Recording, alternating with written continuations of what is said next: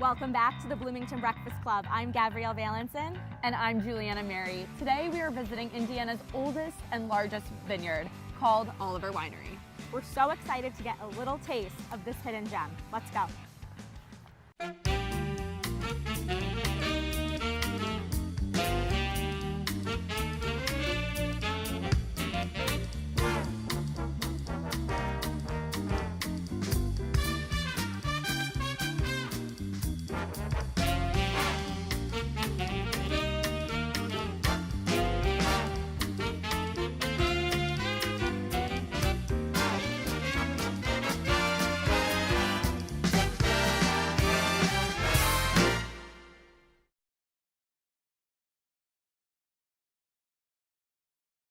Hi, Stacey. Hi, good morning. How are you? We're so good. How are you doing? Great. Welcome. Welcome to Oliver. Thank you. We are so excited to be here. Awesome. We want to see everything. Great. Yeah. I'm so excited to show you around. Thanks. Great. Let's go. So this is our main tasting room here, and we just finished pretty. renovations in this space, actually. Wow. So the tasting room originally opened in 1997, and we had not done any updates since then. And so this year, in January, we shut it down for 4 weeks, and we did this complete remodel. We worked with a lot of local artisans to do it. It's beautiful. Yeah, I love it. Very excited. Custom fixtures, custom bar. So yeah, very, very exciting. We opened up the view so everyone can see our beautiful grounds that we're sort of known for. Yeah. So beautiful. That's awesome. So this is our cellar area. You'll notice it's a little cooler in here when you walk in. Feels good. Yeah, and the reason is we're actually below the waterfall that you saw outside when you walked in. Again, what we're doing in here is we are actually aging a lot of our red wines in this space. Customers get to walk through this space when they're visiting us. And I think when people think of wineries, they think of the barrel room, sort of the quintessential space. Oh, yes. So, yeah. And this is a really great space for like photography. A lot of Instagram shots happen in here. I'm sure. Yeah. And so as we kind of come through this area, which by the way, this is just one of our buildings that we have here on site. We've got several different buildings where we are making wine. Yeah, this is just one of them. This is actually our lab area. Oh my we won't goodness. disturb them in there. They're working really, really hard. Oh yes, I'm sure they are. Yes. Wow. And this is one of our production areas here where we will actually, obviously, are making wine. Right. What exactly is kind of going on? Yeah, so you have got fermentation most likely happening in most of these tanks at various stages. We would have a variety of different wines depending on what's happening with those specific wines. Right. And we actually have some very, very large tanks outside. It's such a process. It really is. It really, really is. It's definitely a blend of science and artistry. Right. You know, our winemaker and our winemaking department, they do a really, really good job at balancing those two things. And we end up with really great wine. So it starts with really good quality fruit, clean processing, and a beautiful packaging coupled with hospitality. So the perfect combination. yeah. This is a little loud. I don't know if that's a big deal. That's okay. We can just like walk through. Yeah. So I'm sorry, it's very loud. Like what? Smells like wine, right? These tanks are obviously a little larger, right? Yeah. And we've got, this is winemaking. It can be noisy, okay?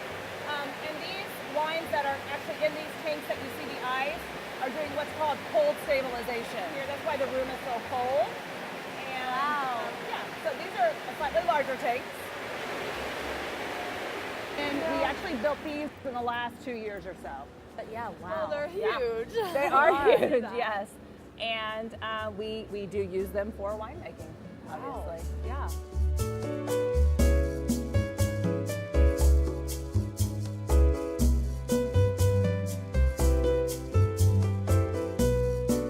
Okay, so now we are going to be doing a wine tasting, but obviously I can't be part of this segment, but our lovely executive producer, Bryce, is going to come on and give us a second opinion. So, Yay! here we go. Bye, Jewel. See you in a sec. My on-camera debut from the Bloomington Breakfast Club. There we go. Okay, so Stacey, tell us Yes. what you're gonna give us. Yeah. Okay, so for you this morning, I'm going to be pouring our Creekbend 3. Okay. This is a wine that is made from our grapes that we do grow just a few miles away here from the vineyard. Cool. So you're going to love this. It's got a lovely bright front on it with a really nice buttery finish. Oh, yay. Okay, And- now I studied abroad in Italy. Oh, So okay. I should okay. be, no. Well, I'm saying this for a reason because I should know how to do the whole like the smell and the mix, and but I don't know if I necessarily remember. Well, the good news is that the way that you would like to taste your wine anyway is perfectly okay with us. I like that. So, absolutely. So you do not have to be a those wine Italians expert probably or a taste wine tasting expert. Perfect. But if you like to swirl, sniff, Okay. and sip. Okay. We'll do that together. Okay. Do you ever like is swizzling like not appropriate? Like Swizzling. swishing it in your You, mouth. you can. You absolutely can. Because Yeah, they do. I spent some time in New Zealand. Oh. There you go. Who did it better? No, and they're big on Sauvignon Blanc. there. Yep, they sure And so I went to some wineries and did some tastings, and like swishing it in your mouth was like a normal they thing do. there. But I feel like it's kind of like inappropriate. Well, you can, again, how you like to taste your wine is Sure, entirely up sure. to you.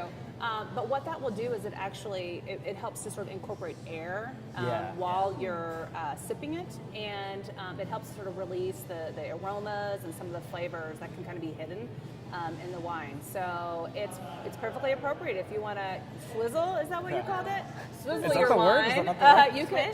Swish. They're swished. Yeah, I like swizzle actually a Yeah. lot. Your wine during your wine tasting, that's perfectly fine too. Cool. So yeah. And then for Nice. you this morning, I'm actually pouring you the Gewürztraminer. It's a German grape, and Cool. so it's got a nice spicy note to it, but not hot spicy. Excuse me. Think more like cinnamon spice, nutmeg spice. Okay. So, Cool. yeah. They're so clear and crisp. They're and beautiful. Yeah. These They glasses are, are yes. so Yes. nice. Okay, we have to do a little. Okay, and then we have to cheers, Bryce. Oh, Very yes. lightweight. Okay, mix. So you're gonna swirl, Swirling. Okay. swirling, smelling, sniffing. That's a good one. He gets been his to a nose few right in wineries there. in That's my great. day. Yeah, that's awesome. Okay, Yeah. it's very Okay. nice. And this then is light. Okay. Here we go. Sip. There you go. Yep.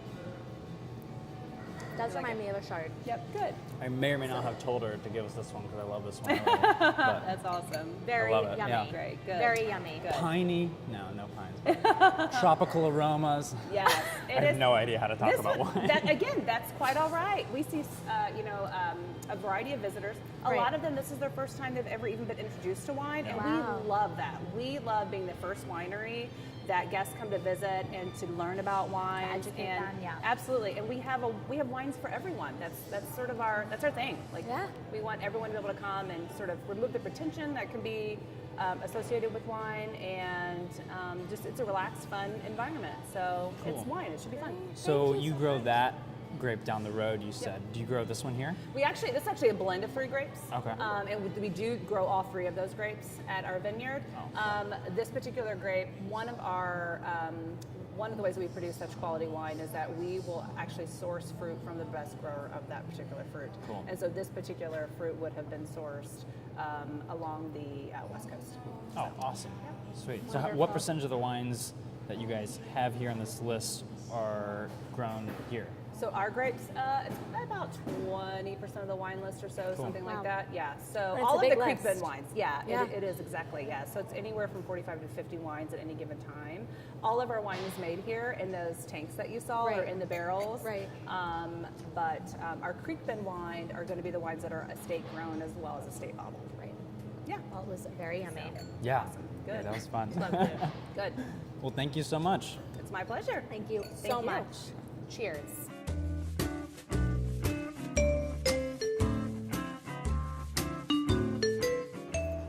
So now we are sitting down with Stacey, the hospitality director here at Oliver Winery.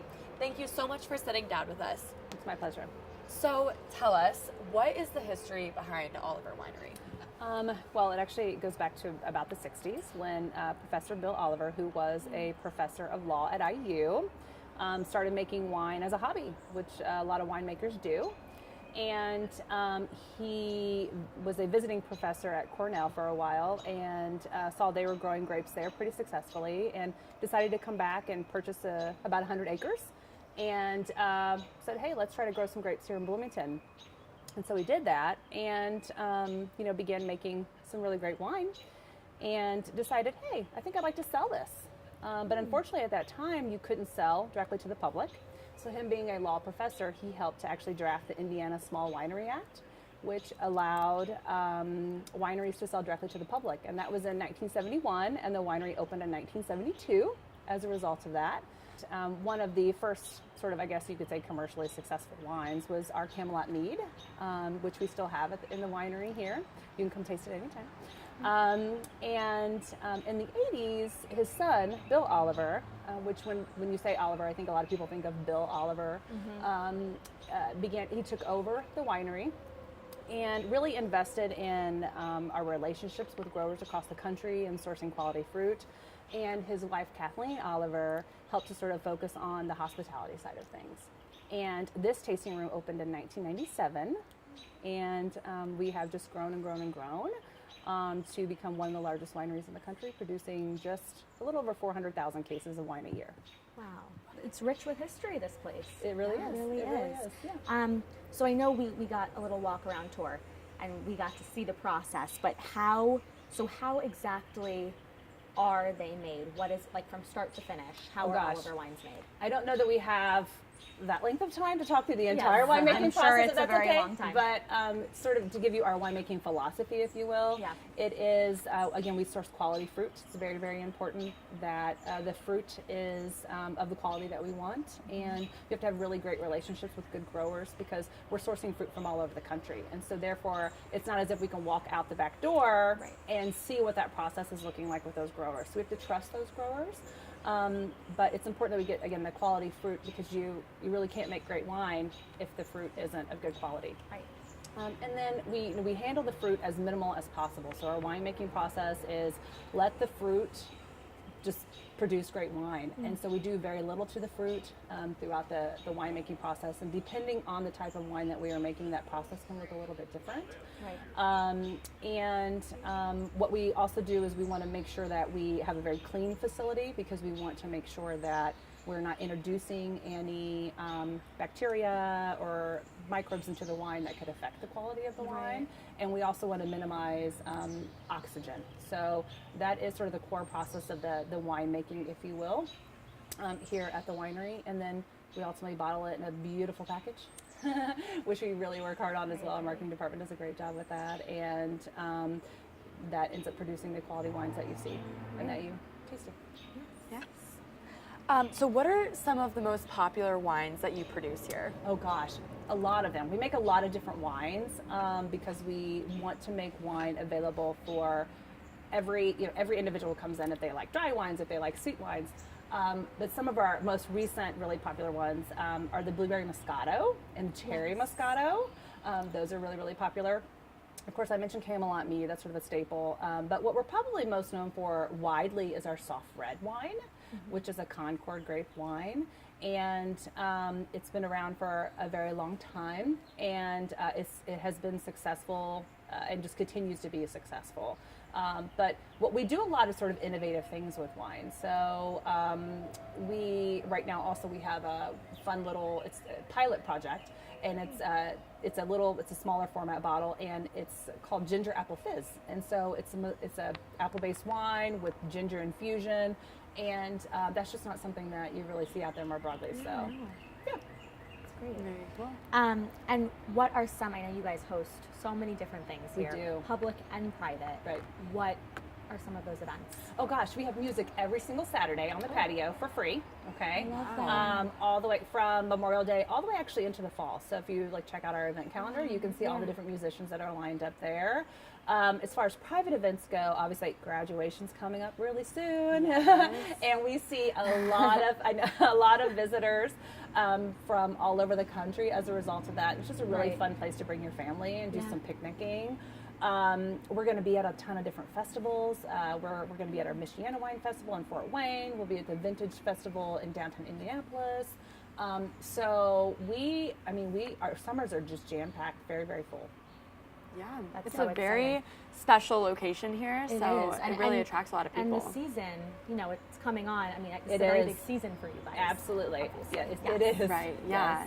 Yes. We did just add this wonderful pergola that we're sitting under today. And so it has allowed us to have more picnicking happening out here in the winter because it actually can be fully enclosed. So it's a 3-season like pergola.